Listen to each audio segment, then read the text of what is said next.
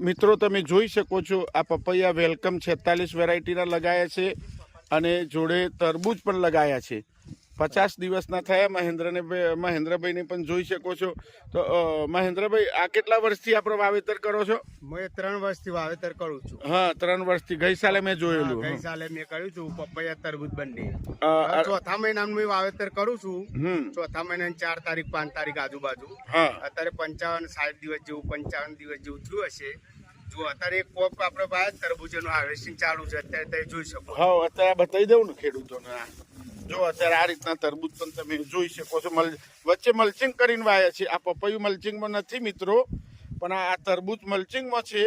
અને તરબૂચમાં કઈ વેરાયટીઝ ભાઈ? Simba variety. સિજન્ટાની સિમ્બા વેરાયટી છે. અને આ તરબૂચ પણ તમે જોઈ શકો છો. એનો ફાયદો જોવો. પપૈયા આટલી ગરમીમાં લુવાતા પણ નથી મિત્રો. અને અત્યારે આ કટિંગ કરવાનું 55 દિવસમાં ભાઈ, 55 દિવસમાં હાલ કટિંગ ચાલુ છે. અને 250 રૂપિયા મણ આપેલા છે, 12.5 રૂપિયા કિલો. એ પણ તમને જણાવી દઉં. અને આ કાઢીને બાદમાં મહેન્દ્રભાઈ શું વાવવાના? આપણે ગલગોટા.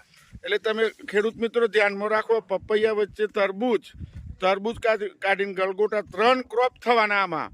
તો ખેડૂત મિત્રો તમે પણ આ કોન્સેપ્ટ અપનાવો. હવે 1 વર્ષ બાદ હું પણ આ રીતના ખેતી કરવાનો છું મિત્રો. બીજી એક આ 55 દિવસ જો આમાં મારા નાના છોડ છે, ફ્રૂટિંગ ચાલુ થઈ ગયું. આ ફ્રૂટિંગ બતાવો ભાઈ. તમે જોઈ શકો છો. જુઓ.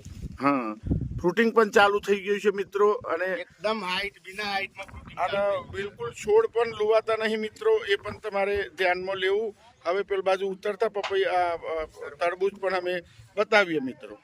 ખેડૂત મિત્રો, માટી પણ જોઈ શકો છો. એકદમ રેતાર માટી છે, કોઈ ભારે માટી પણ નથી. એકદમ આ કોકરીવાળી માટી છે. આ મહેન્દ્રભાઈ પોતે બતાવી રહ્યા છે. તો તમે પણ આ રીતના જો આવી જમીનમાં તમે પપૈયા તરબૂચ એ કરી શકતા હોય તો સારી જમીનવાળાને તો ગભરાવાની જરૂર જ નથી. અને તરબૂચ થોડું ઘણું નથી લાગ્યું મિત્રો, પુષ્કળ ઉત્પાદન છે. એ વચ્ચે મલ્ચિંગમાં વાવેલું છે. એ પણ તમે જણાવું, 8x5 તરબૂચ છે અને વચ્ચેના ગાળામાં 8x5 પપૈયું છે. અને વચ્ચેના ગાળામાં આ તરબૂચનું વાવેતર છે મિત્રો. તો મહેન્દ્રભાઈ, ગલગોટાનું ઉત્પાદન સારું થાય? હા, ગલગોટાનું ઉત્પાદન સારું જ છે. એમાં બેનિફિટ એ રહે છે કે આમાં નિમિટોનો જે પ્રશ્ન આવતો હતો આપણા પપૈયામાં, એ ના આવી શકે. અને આ ખાતર કુદરતી થઈ જાય. કુદરતી થઈ જાય આનું. અને તરબૂચ ના ભેગું પપૈયાનું પણ ખાતર મળી જાય. ખાતર. અને સિમ્બા વેરાયટીનું તરબૂચ છે મિત્રો. અને એકદમ સરસ વેરાયટી છે. અને કોઈ પણ જાતનો રોગ આવ્યો નથી. આમાં